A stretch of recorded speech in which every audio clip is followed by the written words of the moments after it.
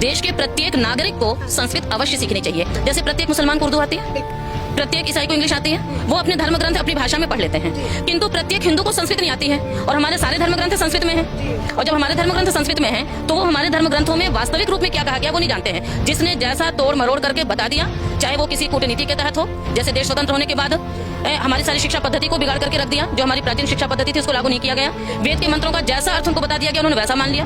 रामायण का जैसा अर्थ बता दिया वैसा मान लिया। और उसी के कारण से ही आज के जो हिंदू नागरिक हैं, उनको भी अपने धर्म ग्रंथों के प्रति पूर्णतया श्रद्धा नहीं है, क्योंकि उन्होंने संस्कृत का अध्ययन नहीं किया और स्वयं उसका उन्होंने विश्लेषण नहीं किया है। तो अपनी ये कन्याएं, ये बच्चियां हैं, ये ऋग्वेद याद कर रही हैं। ये शुभांगी है, ये हाथ उठाइए। ये कनिष्का है जयपुर की, ये यजुर्वेद याद कर रही है।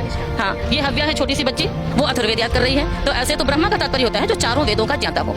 और ब्रह्मा एक पद होता है जो यज्ञ में बहुत ही सम्मानित पद होता है, और हम लोग उस ब्रह्मा पद को हम लोग भी सुशोभित करते हैं। तो वेद में स्त्री ही ब्रह्मा बभूविथ कहा गया कि स्त्री ब्रह्मा बन सकती है। अच्छा, ये मुझे एक और बात समझनी है कि इस गुरुकुल का नाम है पाणिनि कन्या विद्यालय। पाणिनि, महर्षि पाणिनि का क्या मतलब योगदान रहा, क्या कुछ है वो मुझे थोड़ा। हमारे प्राचीन जितना भी विज्ञान था, वो वेदों के माध्यम से संस्कृत भाषा में ही प्राप्त हुआ है। और उस संस्कृत भाषा का जो व्याकरण है कि इस शब्द का ये अर्थ क्यों होता है, इस मंत्र का ये अर्थ क्यों होता है, इसको बताने के लिए जिस व्याकरण की परिकल्पना की गई है वो है पाणिनि व्याकरण। तो महर्षि पाणिनि ने ही इस व्याकरण की रचना की, और जिसमें लगभग 4000 सूत्रों के माध्यम से उसे संगठित किया है और उसको व्युत्पन्न किया है। तो महर्षि पाणिनि के वो 4000 सूत्र हैं, उन्हीं ऋषि के नाम पर ये पाणिनि कन्या महाविद्यालय है। क्योंकि इस विद्यालय में आप देख रहे हैं कि जितने भी छोटी छोटी बच्चियां हैं, इन सबको वो सूत्र याद है। इन सभी को, ये छोटे छोटे बच्चों को वो सूत्र याद हैं। और उसी के साथ साथ ये पाणिनि कन्या, ये महर्षि पाणिनि मंदिरम है, ये उसमें 4000 सूत्र संगमरमर के पत्थरों पर पूरे के पूरे लिखे हुए हैं। तो एक आध मंत्र का उच्चारण मेरे दर्शकों को भी सुनाओ, वो भी सुन के आनंद लें।